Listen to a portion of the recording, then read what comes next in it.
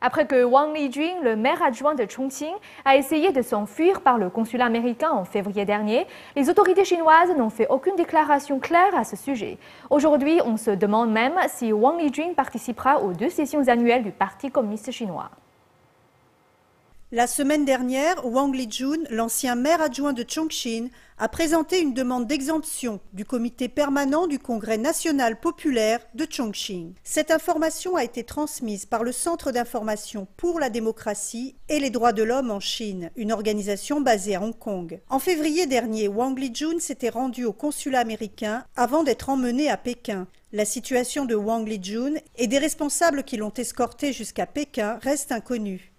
Selon le site officiel du Congrès national du peuple, Wang Lijun n'a pas été exempté de ses fonctions de maire adjoint de Chongqing et de délégué du Congrès national du peuple.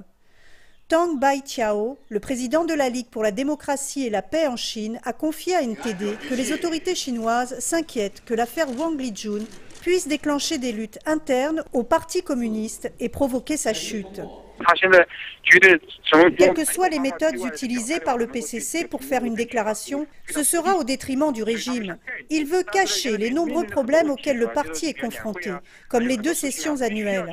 Wang Lijun est toujours délégué du Congrès national du peuple. Il doit assister aux 2 sessions. Le PCC cherche une excuse pour le tenir à l'écart. Selon Peng Yongyan, le président adjoint du Comité national pour une Chine démocratique, cet incident montre que le système politique du régime chinois cache trop de choses. Le régime chinois ne rend aucun compte aux gens, pas même aux propres employés du régime. Mais les gens devinent tous ce qui s'est passé ou ce qui va se passer. Peu importe ce que les gens devinent et ce qui se produit, cela prouve une chose. Le système politique chinois est dictatorial et il n'existe aucune transparence. Les internautes ont découvert que Twitter ne donnait plus aucun résultat à la recherche Wang Lijun ou Bo Xilai en caractère chinois simplifié.